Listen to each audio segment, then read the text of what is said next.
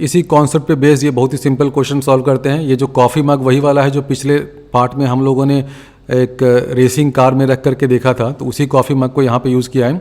The coffee mug is removed from the drag racer, placed on a turn table and rotated about it's central axis until a rigid body mode occurs। ये लिखने का मतलब ये हुआ कि अगर आपने स्टेशनरी एक कॉफ़ी मग रखा है और उसको रोटेट करना स्टार्ट कर दिया, तो शुरुआती 2-3 सेकंड में तो टर्बुलेंस होगा ना, झटका वटका लगेगा, लेकिन एक बार जब यूनिफॉर्म मोशन हो जाएगा तो बिल्कुल ये जो कॉफ़ी है और जो मग है एक साथ रिजिड बॉडी की तरह रोटेट करने लगेंगे। तो ये लिखने का मतलब यही होता है कि जो इनिशियल टर्बुलेंस 2-3 सेकेंड या 5 सेकेंड हो रहा है उसको नेग्लेक्ट कर दीजिए, उसके बाद जो मोशन हो रहा है उसको एनालाइज करिए। तो क्वेश्चन में पूछा है कि find the angular velocity that will cause the coffee to just reach the tip of the lip of the cup. अब ये लिप ऑफ द कप यहाँ पर है, 3 सेंटीमीटर ऊपर है। इनिशियली कॉफ़ी का लेवल यहाँ पे था, पिछले क्वेश्चन में याद करिए 7 सेंटीमीटर तक कॉफ़ी रखा हुआ था, यहाँ तक कॉफ़ी रखा हुआ था। अब क्या हुआ, रोटेशन के बाद कॉफ़ी का लेवल 3 सेंटीमीटर ऊपर चला गया।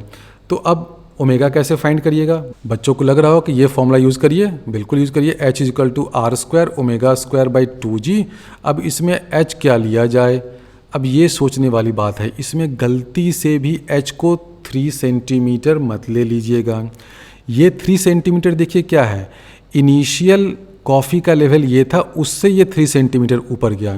लेकिन ये जो फॉर्मूला हम लोग लिखते हैं ना H वाला, वही मैं बार बार तब से समझा रहा था, ये H क्या होता है? H होता है height of the point with reference to the point which is on the rotation axis. तो रोटेशन एक्सिस के रिस्पेक्ट में आप देखिएगा तो ये 3 सेंटीमीटर होगा क्या? नहीं होगा। अभी मैंने पिछले पार्ट में ही चिल्ला करके समझाया था और उतना कैलकुलस वगैरह का यूज़ करके क्या समझाया था कि इनिशियल कॉफ़ी लेवल अगर यहाँ पर है, ये अगर 3 सेंटीमीटर ऊपर जा रहा है तो ये जो मिनिमम वाला पॉइंट है ना, ये यहाँ से 3 सेंटीमीटर ही नीचे आता है। ठीक है, यानी कि अब जो H हो जाएगा ये वाला चीज़, ये जो हो गया ना, ये हाइट क्या होगा? इस लेवल से इस लेवल के बीच का हाइट का डिफरेंस। तो ये कितना हो जाएगा? 6 सेंटीमीटर हो जाएगा। तो H की जगह करिए 6 सेंटीमीटर, यानी कि 0.06 मीटर में। This is equal to R² ओमेगा²/2g।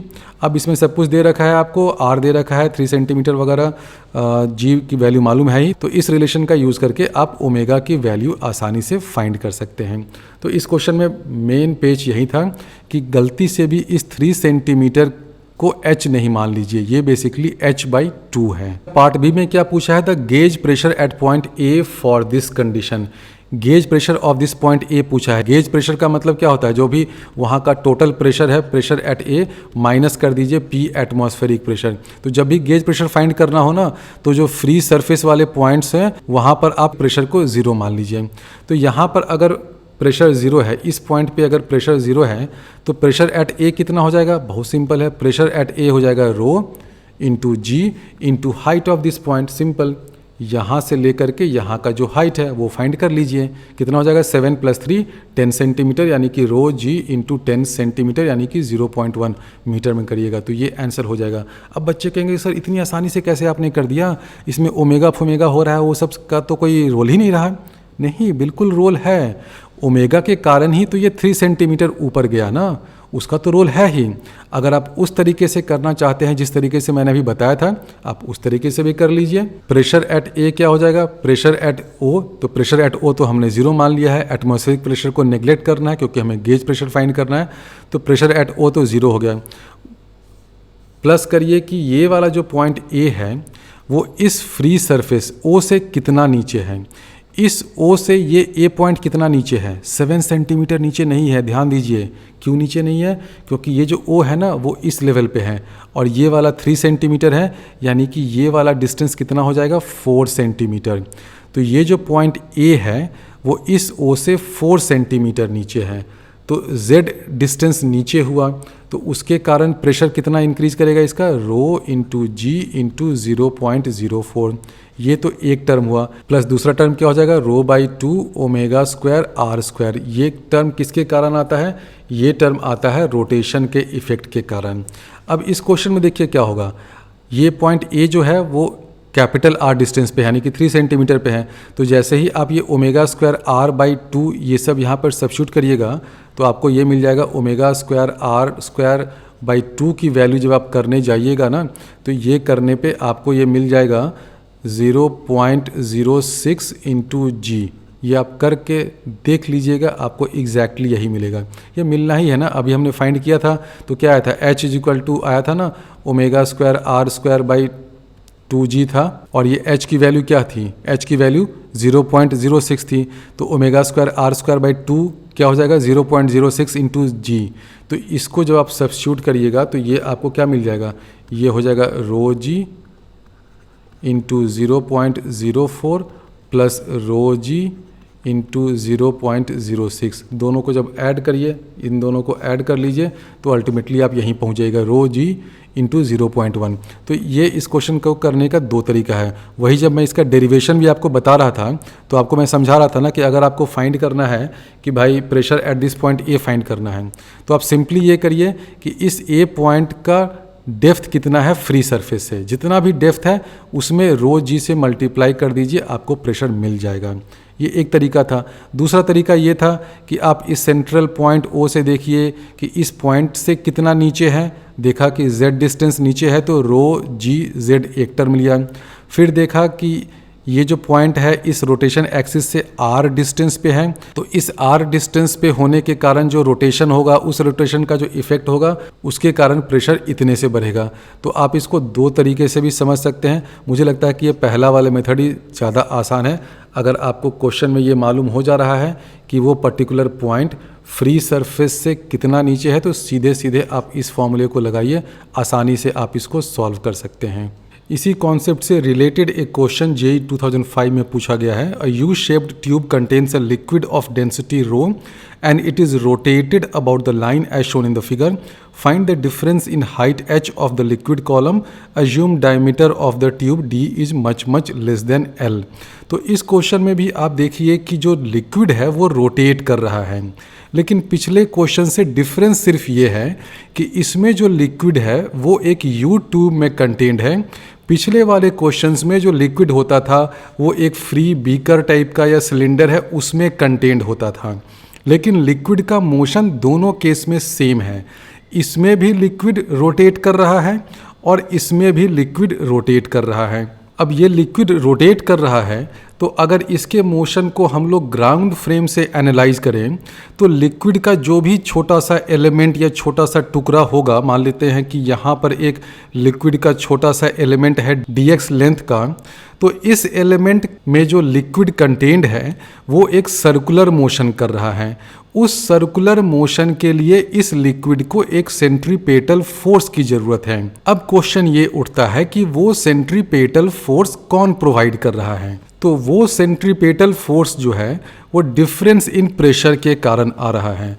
मान लेते हैं कि ये dx विड्थ का एक छोटा सा एलिमेंट ऑफ लिक्विड है जो इस एक्सिस से x डिस्टेंस पे है, और इस dx विड्थ के एलिमेंट पे लेफ्ट साइड से कितना फोर्स लग रहा है। अगर लेफ्ट साइड में प्रेशर है P तो फोर्स हो जाएगा P इंटू ए। ये किस डायरेक्शन में है, इस डायरेक्शन में है, लेफ्ट टू राइट।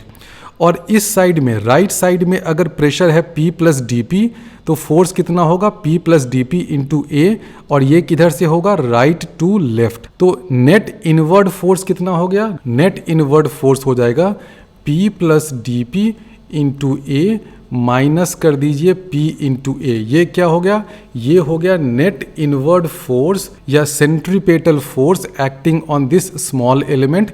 इस डायरेक्शन में जो फोर्स लग रहा है वो ये हो गया। इसको जब एक्सपैंड करके पी ए और पी ए माइनस करिएगा तो इसकी वैल्यू हो जाएगी this is equal to D P into A. अब सेंट्रीपेटल फोर्स किसके बराबर होता है, this is equal to mass of this element D M into omega square into X. और dm कितना होगा, dm मतलब इस छोटे से एलिमेंट का मास, तो वो क्या हो जाएगा, dm को हम लोग लिख सकते हैं density into volume of this small element. Volume कितना हो जाएगा, a dx। तो dm की जगह हम लोग रो a dx कर दें और a और a दोनों साइड से कैंसिल कर दें तो हमें मिल जाएगा dp is equal to rho omega square x और dx आ गया। यानी कि हमें चेंज इन प्रेशर dp मालूम हो गया। तो इस dp को अगर हम लोग इंटीग्रेट कर दें from the limit 0 to L, तो हमें difference in pressure between the two ends मिल जाएगा।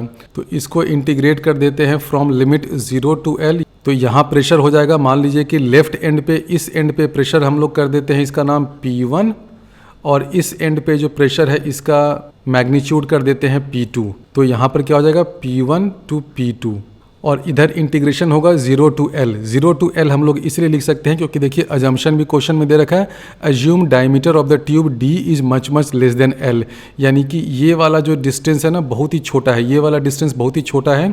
तो जब हम लोग इंटीग्रेशन करेंगे तो हम लोग अज्यूम कर सकते हैं कि 0 से स्टार्ट करें इंटीग्रेशन और L तक जा सकते हैं।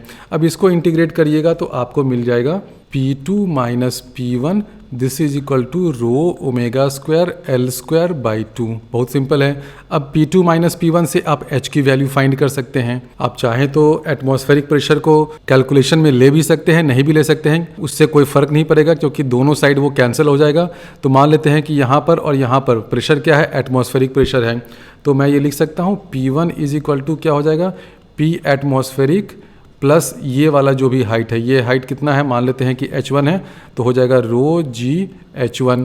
उसी तरह P2 क्या हो जाएगा, P एटमॉस्फेरिक प्लस रो जी H2, और H2 माइनस H1 क्या हो जाएगा, ये कैपिटल H के बराबर होगा। H1 हाइट हमने इसको लिया है और H2 हाइट इसको लिया है। ये P1 क्या है, magnitude of pressure at the left and, इसकी वैल्यू क्या हो जाएगी, P एटमॉस्फेरिक प्लस ये वाले डेप्थ के कारण जो प्रेशर होगा, यानी कि P1 इज इक्वल टू हो जाएगा P एटमॉस्फेरिक प्लस रो जी H1। उसी तरह P2 हो जाएगा P एटमॉस्फेरिक यहाँ का प्रेशर प्लस रो जी H2। अब P2 माइनस P1 करिएगा तो P एटमॉस्फेरिक कैंसिल हो जाएगा। इसलिए इस तरह के क्वेश्चन में आप एटमॉस्फेरिक प्रेशर को रखिए या नेग्लेक्ट करिए, कोई फ़र्क नहीं पड़ता है। P2 माइनस P1 करिएगा तो हो जाएगा रो जी H2 minus H1। H2 minus H1 हो जाएगा कैपिटल H, तो हम लोग लिख सकते हैं rho G into capital H this is equal to rho omega square L square by 2। This implies H is equal to omega square L square by 2G। अब इसी कॉन्सेप्ट से रिलेटेड मैं 3 प्रॉब्लम्स आपको देता हूँ। तीनों प्रॉब्लम को आप खुद से पहले अटेम्प्ट करिए, सॉल्व करने की कोशिश करिए, बिल्कुल रिलेटेड कॉन्सेप्ट है। उसके बाद मेरा सॉल्यूशन वीडियो देखिए। पहला क्वेश्चन है, both the arms of the U tube are completely filled with liquid, density को रो वगैरह मान लीजिए। If the left arm is rotated with angular velocity omega, how much liquid flows out of U tube. इस left arm को आप rotate करने लगते हैं तो ऑब्वियसली पूरा का पूरा यूट्यूब रोटेट करेगा। तो इस वर्डिंग से कंफ्यूज मत होइएगा कि सिर्फ लेफ्ट आर्म ही रोटेट होगा। अगर लेफ्ट आर्म रोटेट होगा तो पूरा यूट्यूब ही रोटेट हो जाएगा ना।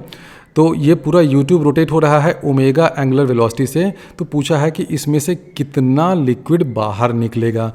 मान लीजिए कि cross section area of the U tube A है। आंसर जो है वो क्रॉस सेक्शन एरिया के टर्म्स में आएगा। ये पहला क्वेश्चन हो गया। दूसरा क्वेश्चन है, a YouTube is rotating at a constant angular velocity omega, the liquid rises to the level shown in the figure, obtain a relation for omega in terms of G, H and L। ये question भी बहुत similar है, बस इसमें अंतर ये है कि जो एक्सिस ऑफ रोटेशन है वो कोई एक आर्म नहीं होकर के और सेंट्रल एक्सिस भी नहीं होकर के ऑफ सेंटर पॉइंट है। देखिए एक्सिस ऑफ रोटेशन यहाँ पर है। तीसरा प्रॉब्लम है, a U tube contains water in the right arm and another liquid in the left arm.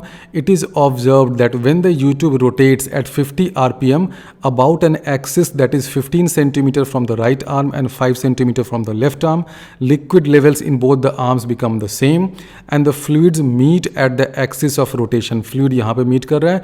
Determine the density of the liquid in the left arm. ये density rho आपको पता करना है।